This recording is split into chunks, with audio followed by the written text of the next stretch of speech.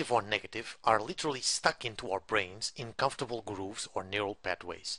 Incoming data from our senses travel on these neural pathways on the way to interpretation in the brain. Therefore, if you desire to change an unresourceful limiting belief into an empowering belief, you must rewire the negative neural track created in the brain. There is an old story, and I first heard it from Richard Bandler years ago, and it's now usually told in the beliefs module of NLP trainings around the world. And it's about a patient who was being treated by a psychiatrist. The patient wouldn't take care of himself or eat, claiming that he was a corpse, that he was dead, and that he didn't need to do those things. The psychiatrist spent many hours arguing with the patient, trying to convince him that he wasn't dead, that he wasn't a corpse. Finally, the psychiatrist asked the patient if corpses bled. The patient replied, "Of course, corpses don't bleed. All of their body functions have stopped." The psychiatrist then, surprisingly, pricked the patient with a pin to see if it started to bleed. Sure enough, it began to bleed. With a look of shock and amazement, the patient grasped, "I'll be damned. Corpses do bleed." Our beliefs are a very powerful force in our behavior. It is common wisdom that if someone really believes he can do something, he will do it. And if he believes that something is impossible, no amount of effort will convince him that it can be accomplished.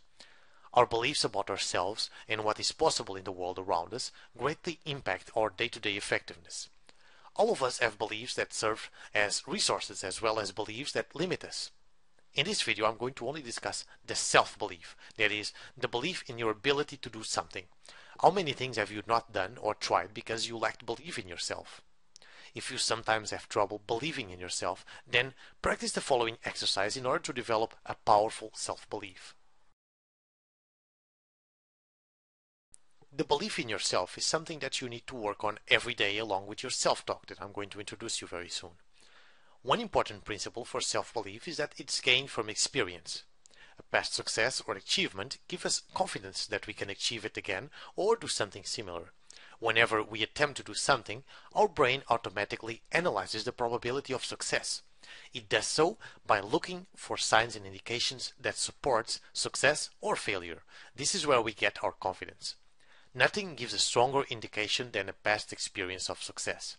With that, our proof that something can be achieved because it or something similar has happened before. So why shouldn't it happen again? Subsequently, this becomes a cycle. The more success you experience, the more confident you become. This added confidence drives you to further success and so on. This is why confident people become more and more confident and more successful. But sometimes, especially in bad times, when our negative emotions are taking over, we forget about our previous accomplishments, and even on your day-to-day life, it's very easy to sometimes forget our successes when things aren't going so well. And that's why you need the following exercise. This exercise is quite simple and effective. It's done by sports psychologists all over the world with athletes and even with whole teams, since it's very easy for teams to lose their own self-belief. So, the first important thing to note is that you need to build your belief in yourself every day. Remember, this is always a work in progress. For that, write down the successes and accomplishments that you've already achieved in your life until now. It doesn't matter how small or big. Just remember what, for you, not for someone else, was an accomplishment or a success in your life. It can be simple things like making a public presentation if you're afraid of public speaking, or something bigger like winning an Olympic gold medal. It doesn't really matter what it is, as long as it's an important thing to you that demanded a lot of your own effort to accomplish, something that you are proud of. Then, make sure you review them every day, and you add this to the list every time you accomplish something.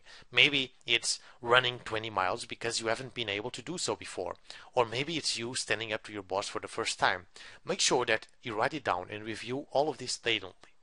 Nothing is too small to join the list as long as you feel proud of your accomplishment. Always find these positive things. Nothing is more important. Try it and let me know how it works out for you.